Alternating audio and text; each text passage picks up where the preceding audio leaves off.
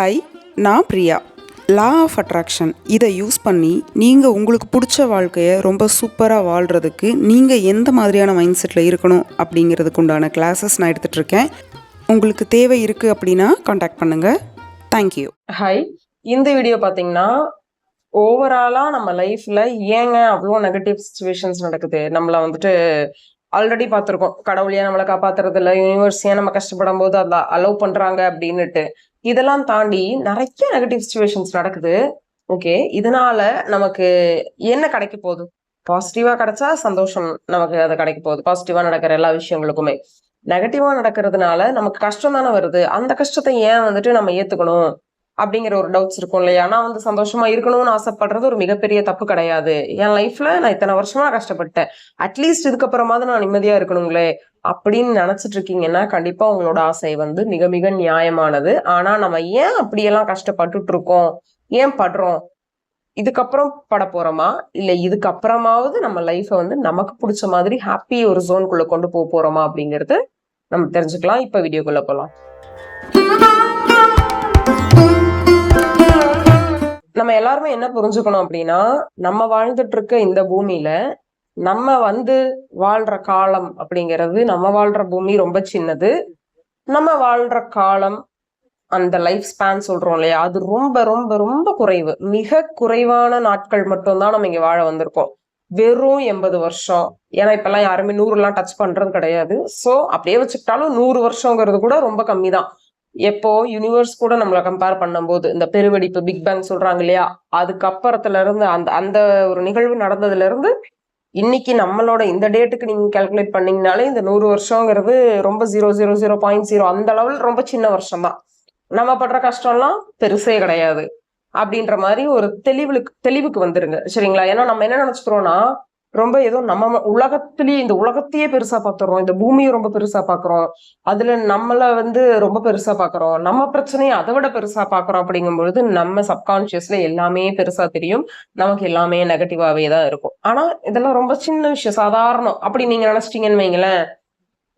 நம்மளே குட்டி, இதுல நமக்கு இருக்க பிரச்சனை அவ்வளவு குட்டி, சும்மா சின்னது, இவ்வளவு நம்மளால அதை ஹேண்டில் பண்ணிக்க முடியும், அதனாலதான் நம்ம கிட்ட வந்திருக்கு, அது பொறுமையா பாத்துக்கலாம் அப்படிங்கிற அந்த ஹோப் சைக்கலாஜிக்கலா நமக்கு வரும், சரிங்களா? இது சும்மா ஒரு ஆறுதல் சொல்றதுக்காகவோ இல்ல மோட்டிவேட் பண்றதுக்கு கிடையவே கிடையாது. பிராக்டிக்கல் ரியாலிட்டியை சொல்றேன். சோ உங்களுக்கே தெரியும் இல்லையா, நம்ம எவ்வளவு பெரிய வீடியோஸ் எல்லாம் பார்த்திருப்போம்.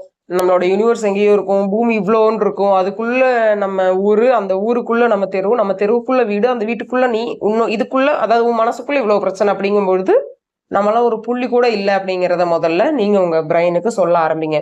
எப்பவுமே பொதுவா சொல்லுவோம், கம்பேர் பண்ணி பழகாதீங்க அப்படின்னுட்டு. ஆனா நம்ம கம்பேர் பண்ணிக்கணும். இன்னைக்கெல்லாம் நம்ம ரொம்ப அமைதியான ஒரு சூழல்ல வாழ்ந்துட்டு இருக்கோம். இப்ப அட் ப்ரெசென்ட் உங்களுக்கு ஏதாவது பிரச்சனையா இருக்கு அப்படின்னா கூட, இப்ப நமக்கு அந்த பஹல்கம்ல எல்லாம் டெரர் அட்டாக் நடந்திருக்கு இல்லையா, அவங்கெல்லாம் சட்டுன்னு இறந்துட்டாங்க. அவங்களுக்கு எல்லாம் 1000 கனவு இருந்திருக்கும். அதுக்குள்ள நம்ம போயிட்டு கடவுளுக்கு கண்ணு இல்ல, இப்படி அந்த மாதிரி கொள்ளலாமா? ஒரு அப்பா இப்ப குழந்தைக்கு அப்பா இல்லாம பண்ணிட்டாங்க, ஒய்ஃப்க்கு ஹஸ்பண்ட் இல்லாம பண்ணிட்டாங்க, அம்மா அப்பாவுக்கு பையன் இல்லாம பண்ணிட்டாங்க, அதெல்லாம் நம்ம பேசக்கூடாது, சரிங்களா? நடந்துருச்சு. இப்ப அவங்கள விட துன்பம் நமக்கு இருக்கான்னு கேட்டா கண்டிப்பா கிடையாது. இன்ஃபேக்ட் நம்ம உயிரோட இருந்துட்டு இருக்கோம். நம்ம எல்லாரும் என்ன மறந்துடுறோம்னா, நம்ம உயிரோட இருக்கிறத ரொம்ப கஷ்டமா இருக்கு நமக்கு. செத்துட்டா கூட நான் நிம்மதியா இருப்பேங்க, வாழ்றதுக்கே எனக்கு பிடிக்கல அப்படின்ட்டு நிறைய பேர் தவறா நெகட்டிவா நிறைய டைம் பேசிட்டு இருக்கோம். ஒரு மனுஷன் எப்ப போவாரு பூமியை விட்டு அப்படின்னா, என்னோட புரிதலின் படி சொல்றேன், அவருக்கு எந்த வேலையுமே இல்லை. இந்த உடம்ப விசிட்டு பண்றதுக்கு அவருக்கு எந்த வேலையுமே இல்லை. ஆனா நமக்கு தோணலாம், என் பையனை கல்யாணம் பண்ணி வைக்கணும், என்னோட பொண்ணை படிக்க வைக்கணும், என் பேரன் பேத்தியை பார்க்கணும், வீடு கட்டி கொடுக்கணும், இப்படின்ற கனவு நமக்கு இருக்கும் நிறைய. அது என்ன சொல்லுவாங்க, கமிட்மெண்ட்ஸ், பொறுப்புகள் நிறைய நமக்கு இருக்கிறதா நம்ம நினைப்போம். ஆனா இந்த பிரபஞ்ச விதிப்படி, நம்மளோட இயற்கை சட்டத்தின்படி, நீ பண்ணின வேலைக்கு இவ்வளவுதான், நீ எதுக்கு வந்தியோ இதெல்லாம் நீ பண்ணிட்ட, இதுக்கப்புறம் நீ இப்ப ஒரு வீடு கட்டுற நிறைய பேர் சொல்லுவாங்க இல்லையா, ஃபார் எக்ஸாம்பிள் சொல்றேன், கஷ்டப்பட்டு ஒரு வீடு கட்டணும்னு ஒருத்தர் ரொம்ப கஷ்டப்பட்டு பணம் சேர்த்து வீடெல்லாம் கட்டி குடி போறதுக்கு ஒரு மாசத்துக்கு முன்னாடியோ இல்ல 10 நாள் முன்னாடியோ இறந்து நம்ம நிறைய பேர் கேள்விப்படுறோம். அப்படின்னா என்ன, அந்த வீட்டை அவர் கட்டணுங்கிறது தான் இந்த பிறவியில அவரோட அல்டிமேட் எய்மே அதுவாதான் இருந்திருக்கு. சோ அந்த கட்டின வீட்டை பார்த்துட்டாரு, குடி போய் வாழணுங்கிறது அவரோட எய்ம் கிடையாது, கட்டணுங்கிறது மட்டும்தான் அவரோட எய்ம். அப்படிங்கும் பொழுது அவர் என்ன நினைச்சாரோ அதோட அது முடிஞ்சிருச்சு, சரிங்களா? சோ ஆனா நம்ம நினைச்சுக்கலாம், ஈவன் இறந்தவரும் அவரே கூட நினைச்சுக்கலாம், நான் இந்த வீட்டுல வாழணும்னு ஆசைப்பட்டேனே அப்படி இப்படின்னு. ஆனா நம்மளோட சோல்ல இருக்க பதிவு என்னன்னு பாத்தீங்கன்னா வீடு கட்டணும், அது மட்டும்தான் இருக்கும். சோ நான் ஏன் இப்ப இதை சொல்றேன்னா, நம்ம எல்லாரும் அவ்வளவு சர்வ சாதாரணமா இந்த லைஃப் முடிச்சுக்கிறத பத்தி எல்லாம் பேசுவோம். காரணம் என்னன்னா, நம்ம வாழ்க்கையில இருக்கிற மிகப்பெரிய பிரச்சனைகள்னு நம்ம நினைக்கிறது. தயவு செஞ்சு புரிஞ்சுக்கோங்க, நமக்கு இருக்கிறது எதுவுமே பிரச்சனையே கிடையாது. அதுக்காக இப்ப நான் பேசிட்டு இருக்கேங்கிறதுனால எனக்கு பிரச்சனையே இல்லை, நான் ரொம்ப ஜாலியா இருக்கேன், ஜாலியா வாழ்ந்துட்டு இருக்கனால இவங்க இங்க உட்காந்துட்டு இப்படி ஈஸியா சொல்லிட்டு இருக்காங்களா, அப்படி கிடையவே கிடையாது.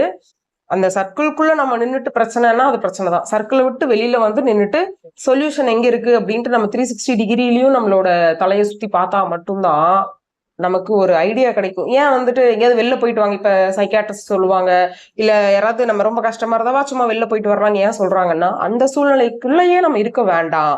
அதுல இருந்து வெளியில நம்ம போனாதான் நம்ம மைண்ட் வந்து கொஞ்சம் லிபரலா யோசிக்கும். அதுக்குள்ளேயே இருந்தோம்னா எதையோ டம்ப் பண்ணி வச்ச மாதிரி இருக்கும்னு சொல்றோம் இல்லையா? சோ அதனாலதான் நம்ம அந்த ப்ராப்ளம்னு எங்க ப்ராப்ளம் இருக்கோ அதுக்குள்ளேயே இருக்காம அதுல இருந்து வெளில வந்து கொஞ்சம் நம்ம திங்க் பண்ணணும்னு சொல்றது. எனக்கு ஒரு கதை ஞாபகம் வருது, நம்ம எல்லாருக்குமே இது தெரிஞ்ச கதை தான். ஒரு விவசாயி இருப்பாரு, அவர் வந்து அவரோட நிலத்துல வந்து பயிரிட்டு இருப்பாரு. அப்ப கடவுள்கிட்ட வேண்டுறாரு, கடவுளே நீ வந்து உன் இஷ்டத்துக்கு எல்லாமே பண்ணிட்டு இருக்காத, ஒரு தடவை அந்த ஒரு மகசூல் பண்ணுவோம் இல்லையா, அந்த ஹார்வெஸ்டிங் வரைக்கும் எனக்கு வந்து உன்னோட பவரை கொடு, நான் நினைக்கிற நேரத்துல மழை வரணும், நான் நினைக்கிறப்ப காத்தடிக்கணும், நான் நினைக்கிறப்ப வெயில் அடிக்கணும், இப்படிங்கிற மாதிரி விஷயங்கள்லாம் வந்துட்டு கேட்டிருப்பாரு. கடவுளும் அதை வந்து கொடுத்துருவாரு.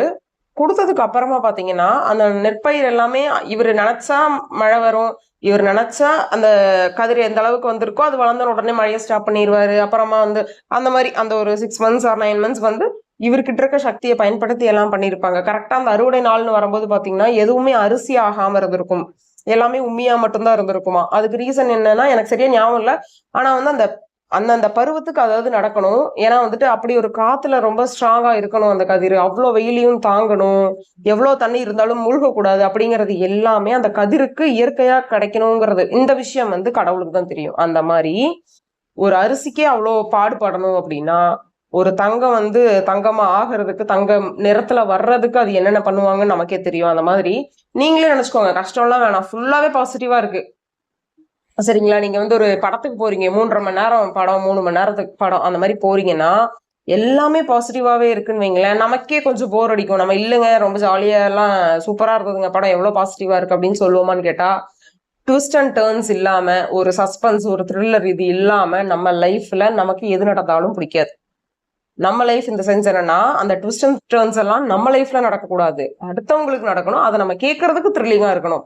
அந்த ஒரு மென்டாலிட்டியில நம்ம இருக்கிறனாலதான் நமக்கு எல்லாமே பாசிட்டிவா இருக்கணும்னு நினைக்கிறோம். அந்த பாசிட்டிவ்ங்கிறது என்ன, நீங்க நினைச்ச நேரத்துல வேலை கிடைக்கணும், நீங்க நினைச்ச பொண்ணை கல்யாணம் பண்ணணும், நீங்க நினைச்ச மாதிரி ஒரு ஃபேமிலி லைஃப் இருக்கணும், நீங்க நினைச்ச ஏஜ்ல செட்டில் ஆகணும், இது எல்லாமே நடந்தா நான் ஹாப்பியா இருக்கேன், இது எதுவுமே நடக்கலைன்னா நான் வந்து சேடா இருக்கேன் அப்படின்னு நம்ம ஒண்ணு நினைச்சிருக்கோம் இல்லையா, அது எல்லாமே வேஸ்ட் ஆஃப் டைம் தான்.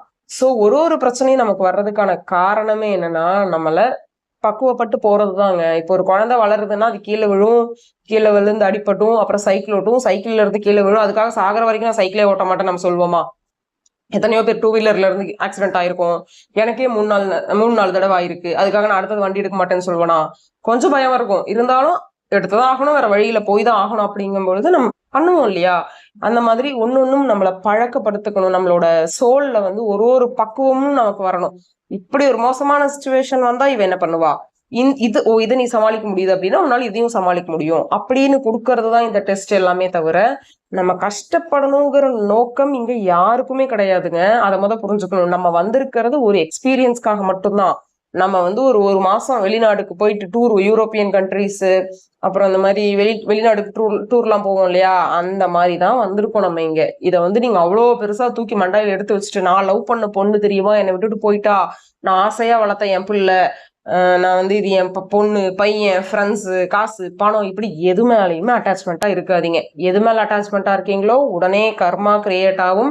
கர்மா கிரியேட் ஆனா அந்த கர்மாக்கு நீங்க தான் அனுபவிக்கணும். இதெல்லாமே புரிஞ்சுக்கோங்க. லைஃப்ங்கிறது வாழ வந்திருக்கோங்கிறது கூட வேண்டாம், வேடிக்கை பார்க்க வந்திருக்கோம், அவ்வளவுதான். அடுத்தவங்கள லைஃப் கிடையாது, நம்ம லைஃபையே நம்ம வேடிக்கை பார்க்க தான் வந்திருக்கோம் அப்படிங்கிற மாதிரி நினைச்சுக்கோங்க. ரொம்ப லைட்டா எடுத்துட்டு போங்க, எதையுமே ரொம்ப சீரியஸா எடுத்துட்டு போகாதீங்க. தேங்க்யூ.